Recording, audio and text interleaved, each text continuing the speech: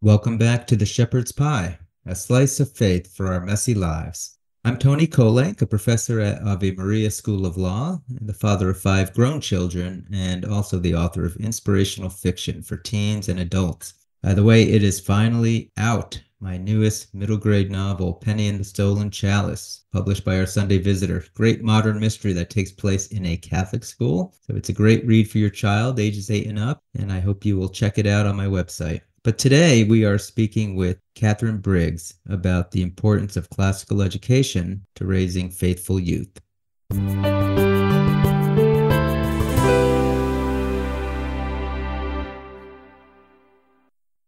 My guest today is Katherine Briggs, an award-winning author and a middle school teacher in classical education. She's been writing since she was 3 years old, and she's had her short stories and articles published in multiple venues, has won several awards for her writing. She's also lived in countries all around the world in her childhood, and now she lives in Texas with her husband.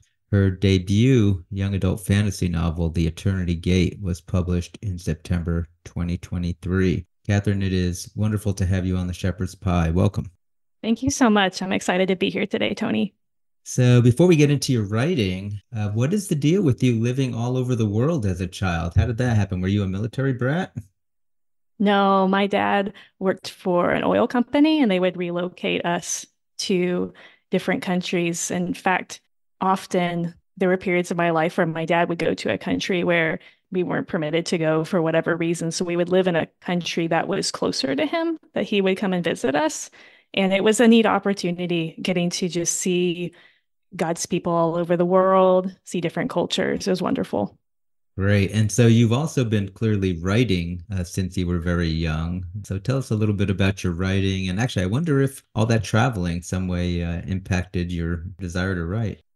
No one has ever said that before. And I think you're right, because I like to think of my style of writing fantasy or my tiny subgenre as journey fantasy. I really like to explore different worlds within the world I've made for my characters. I did start writing when I was 3. I think my mom gave me a notebook and some crayons, and I just started drawing little monsters, which is funny. I don't know why. And I would create these stories with animals and different things. And my mom was so kind. She would sit down later and write down the words for me because I couldn't write yet. So why did you decide to write a book in the fantasy genre? I loved growing up reading fantasy books. I love Narnia. I love Lord of the Rings, of course. We all do. And growing up finding more, especially by written by people of faith, I think that fantasy allows us to see the world and our own lives through a different lens and to maybe see some things more clearly. And I just love it. It's fun to explore those themes in that way. And then as we read the Bible too, there are parts of the Bible that are just so fantastical and just so fun to think about. Nobody is as creative as God, and to try to explore themes in our small ways in a similar way is just very rewarding. All right, so tell us about your debut release, The Eternity Gate. It's not the only book, I don't think, in this series. It's going to be a duology at this point, and I love the series so much. But the Eternity Gate is about an ancient doorway that was lost long ago and said to hold either amazing wealth and power or just awful judgment. And Seo, handmaiden to the princess of her country, Lejon, holds the key to the Eternity Gate. Now, is this an entirely different world, or is this in our world where there's this gate to another world? Portal fantasy. I love portal fantasies. The Eternity Gate's not quite that, but there are definitely flavors from our world in this book because I just think that's fun. Again, our world is so creative. It's fun to borrow things and it adds a touch of realism also to the book. There are some South Korean themes, very subtle in one country. And there's another country that kind of has a Roman flair, just a little bit. And I think that's fun, kind of a fusion. Now, you lived in South Korea for a while, didn't you? I lived there, or I guess stayed there just for a month with one of my best friends. But I lived more in Europe, France, Italy. So I need to probably do a fusion with France or Italy at some point too. Can you tell us a little bit about sort of what the plot is like or some of your main characters? Absolutely. Seo is the main character, and again, she's handmade into the princess. And in her country of Lejon, people are gifted with the ability to hold light in their hands. But Seo did not inherit that gifting. She is half-blooded. And because of her mother's blood, she actually possesses a gifting to manipulate fire, but to be able to walk through fire. And to her, that's considered a curse. It's more of an enemy gifting, and she tries to hide it. And she actually serves in the temple of her country, trying to make herself perfect and trying to hide this thing that she doesn't like about herself. The Eternity Gate is full of mystery, very powerful, and it's sought by many different countries, many powerful kings, and even monsters that start kind of coming out of the woodworks to find it now that it's been rediscovered in a way. But again, journey fantasy, they don't know exactly where the Eternity Gate is. So also a bulk of the book is Seo and her friends trying to find it as well. Now, what is the age range for your books? What would be the sweet spot age to read this? The sweet spot age would be, according to my publisher, and I trust them and believe them in this, 13 plus to understand the themes of the book. But I teach middle school, and I have many middle school students who have read it and enjoyed it as well. So, like any book, it kind of, I think, depends on the emotional maturity of the child as well and your family values.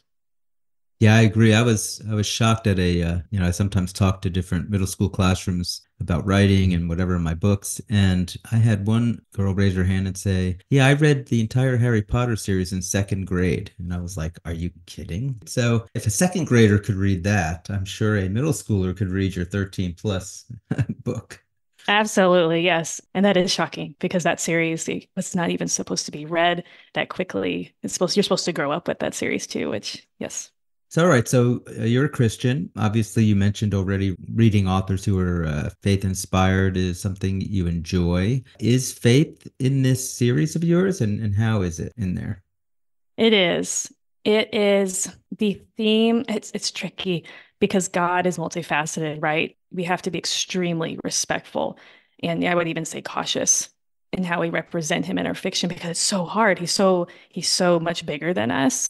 And I like Tozer's The Attributes of God. And so I thought, okay, let's find one aspect that I can do my very best to represent. And for the Eternity Gate, a large part of the theme would be obedience and grace, and that we can't do it on our own, but we need to be faithful to what God has called us to. So, in the world you created, how does God? Is it the Trinity? Is it some sort of a single personed God, or is it not that specific? I love that you asked that question because I think that is so, so, so important and so hard to do as an author. In the Eternity Gate, I believe in a triune God. In the Eternity Gate, that's not made very clear. It would seem more like one God.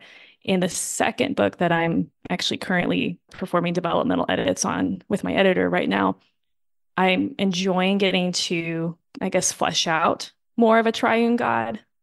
And that's so fun. I love it. Yeah, well, of course, the Old Testament, it's not very clear on its face that God is a Trinity there. So I could see how you could have a society that might not recognize those attributes at that point.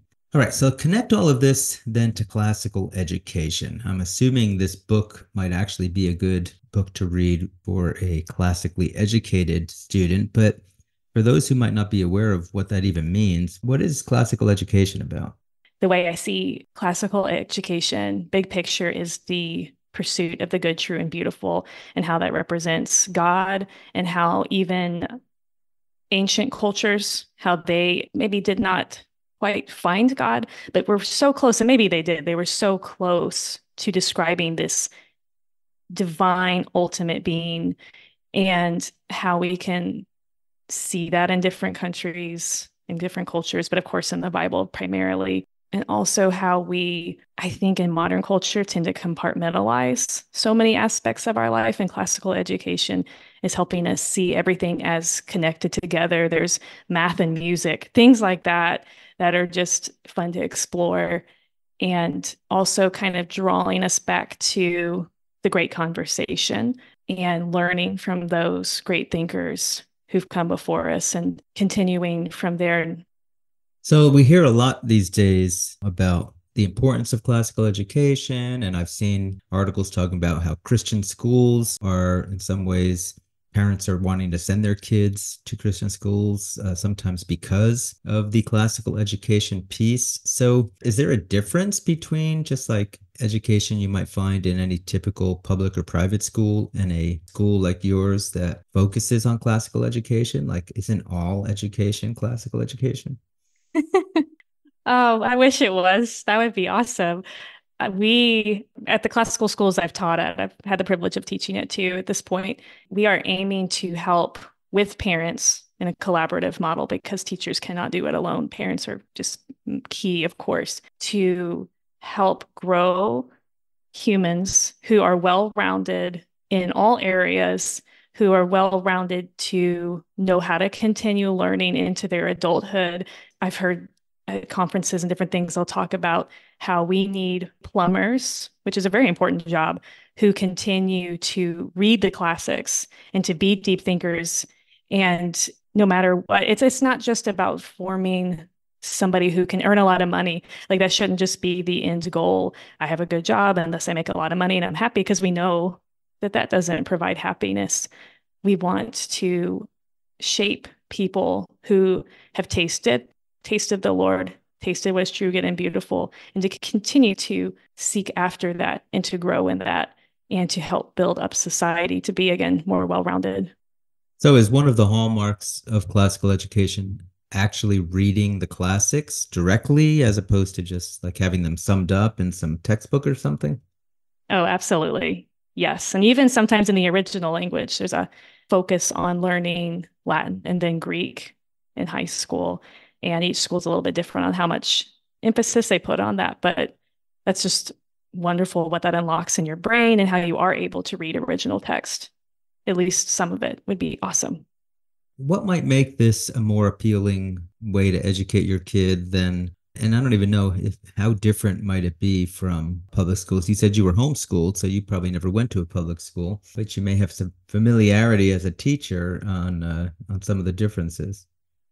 In classical education, we want to form or help shape people who know the Lord well and have thought through the harder issues of life, who have a good understanding of how the world works. To be, I mean, being specialized is wonderful, but to be more well-rounded than that, and then to be able to think clearly through the gray areas of life, and then to be able to have discourse with others that is calm and persuasive, and to be able to help shape society in a better direction than it's going now. So going back to your book then, The Eternity Gate, it's a fantasy novel written for 13 plus, but you have middle schoolers reading it. Is this sort of like a guilty pleasure for classically educated children, or is there actually a tie-in to classical education, even in a fantasy novel like that?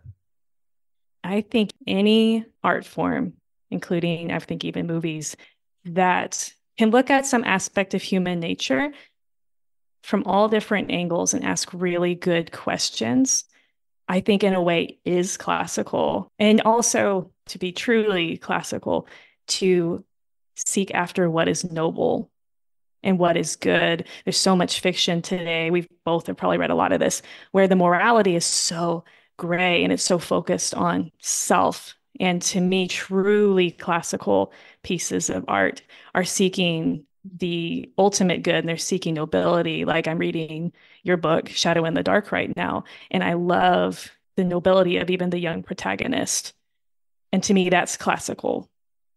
Yeah, as an author, I often want to portray the world as it is. I don't want to sugarcoat or paint some reality that's so far off from what the experience of the world is that it's really just not something we can connect to. But you talk about sort of the murky questions of morality and this kind of thing. Our characters have to encounter real life moral dilemmas Some of them are kind of in gray areas. I'm curious how you or a classical type author might address that issue that you pointed out here, that the morality in a lot of our fiction today is not classical because, if anything, it seems to embrace immorality. But how do you present these difficult moral issues, but in a way that would be in pursuit of the good, true, and beautiful? The fiction that I read where that falls short of this is where they slap a band-aid on a difficult issue, or they make something that is not a good path to take. They'll show an inferior path to take in life, and they'll show it as the most amazing thing all the time. And we could do that too. We could show, oh, having faith in God and Jesus is going to make everything great all the time. I'll never have a hardship again. I mean, that could be our way of doing that. And it's not true. It's not nuanced. And I think both sides of fiction have done this and are doing this where you can just preach a ton and you're trying to really communicate something and kind of bash somebody over the head with this is the way things work. I think just asking questions and presenting realistic scenarios that are well researched, that ring true to life, that aren't, again, like you said, sugar coated, and then letting the characters walk that out imperfectly because they're, model, they're like real people. I think that is powerful, and that's what I don't always see, and I wish I saw more of it, because then the reader is left able to think about it instead of just being told, here's the lesson, now go live. So, for those listeners who might have, their kids or grandkids in a public school, and they're like, oh gosh, I would have loved to have sent them to classical education school, but that's not what their reality is. Do you have any advice for them on how they can try to bring some of this pursuit of the good, true, and beautiful to their kids? Yes, I do. Finding connections between the different things they're learning would be a huge first step.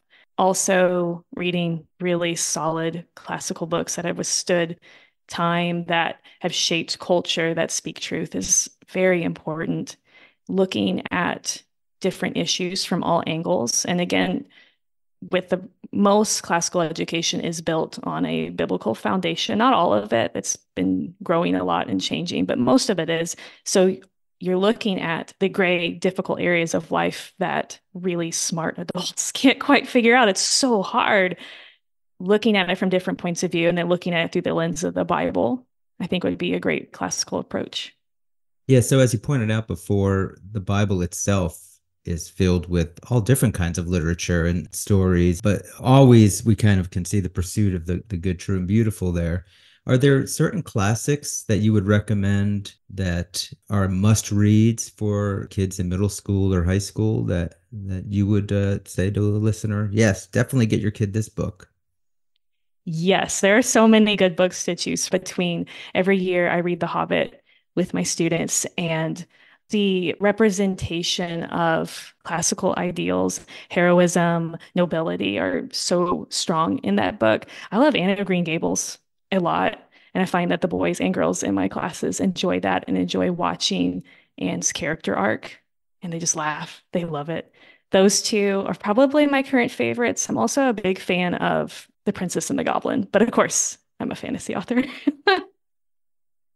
What's interesting is the books that you're suggesting aren't even maybe what some people might view as classical books. Like, I'm thinking, well, shouldn't they be reading The Last Days of Socrates or something, maybe something from Shakespeare? But that's not where you went with that. So maybe kind of tie that around. Like, so how is it that we can get this classical concepts without having to necessarily dive into some ancient text? That's a great question.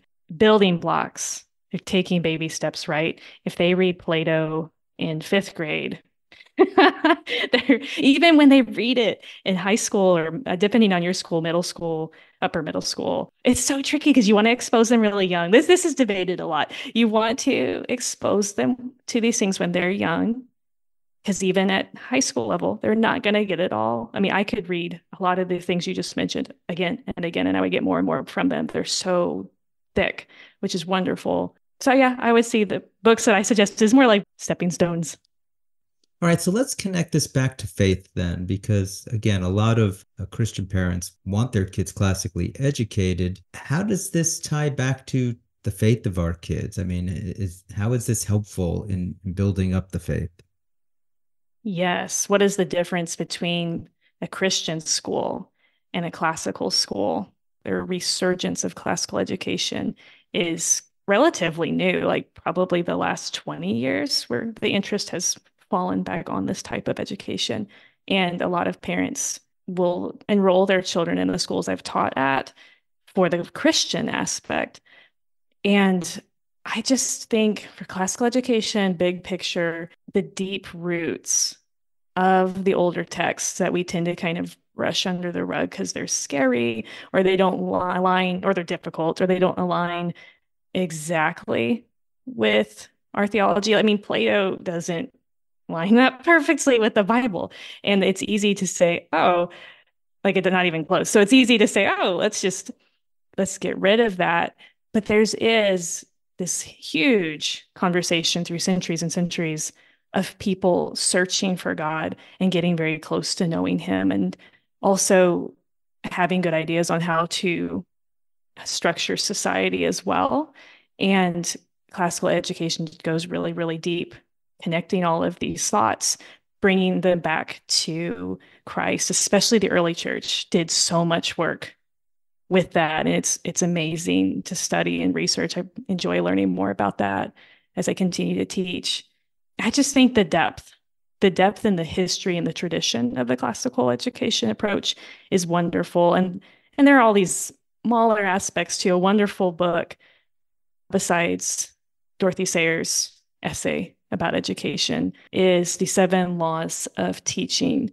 That's a fantastic baseline book that parents could read if they're wanting to classically educate their children, even if they're not in a classical school, just a way to structure the education they are receiving in a more classical way that's more cohesive. Yeah, when I think about it too, I like the phrase that you used earlier, that the pursuit of the good, true, and beautiful. Well, if you're pursuing what is good, true, and beautiful, you're pursuing God, because God is the epitome of truth, goodness, and beauty. And so, even if it's not explicitly Christian, I think by training kids along those lines, we're training them to search for God in some way, as opposed to what seems to be maybe the opposite goal of a lot of modern fiction for our youth. It seems to be to train them away from God. And I don't know if you want to comment on that or if I'm a little off base. No, you are on base. And that would be the ultimate issue, right? The foundational issue.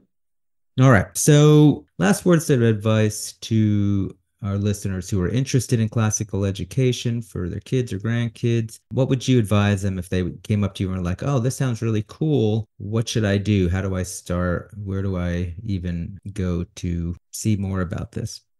The best place to start would be if it depends on their needs. If they're looking for a classical school, I would absolutely go and tour a classical school that's near you. If you're looking for something more like a co-op, there are classical conversations co-ops everywhere, and they're a wonderful resource if you're more in the homeschooling realm. If you're wanting to homeschool classically, I would definitely check out curriculum companies like Veritas Press and Memoria Press, Classical Academic Press, and you will find so many resources and wonderful discourses about why to classically educate as well and how to do it as a homeschooler. Great. Well, people will hopefully get a hold of those resources. And if they want to get a hold of your resources, the Eternity Gate, learn more about you, where would you like them to go? I love to connect with people through my email newsletter. You can find that at my website at katherinebriggs.com. And Catherine with a classical spelling. I'm also on Instagram. My handle is at Katherine Briggs _author. And The Eternity Gate, book one, and the Threshold duology can be found on pretty much anywhere books are sold. When does the book two come out? Book two is scheduled to come out September of this year, 2024. And the cover reveal is supposed to happen in March. Yay. Very cool. Well, good luck with that. And congratulations on getting the Eternity Gate out. And I hope that folks will check it out. It's good fantasy. And I'd like to say I like to read young adult fiction too. So it's not just for kids, you know, parents and grandparents can read it on their own and enjoy it. I know I get that kind of comment a lot from folks who even read my Harwood mysteries. Oh, absolutely. There's a huge group of adults who like YA fiction. I think, oh, yes, me too. Me too. Obviously, I'm reading your book. Well, Catherine, it's been a pleasure having you on the show today. Thanks for writing classically and for teaching classically and all that you're doing. Thank you so much for having me today, Tony. Unfortunately, that's all the time we have for the show today. We've been speaking with Katherine Briggs about classical education and its importance in raising faithful youth. Again, this is Antony Barone Kolenc. If you want to check out any of my writing or how to get me be a speaker in your school, come to my website, antonykolenc.com. But until next time, may God bless us as we rely on our faith to work through the messy challenges of our lives.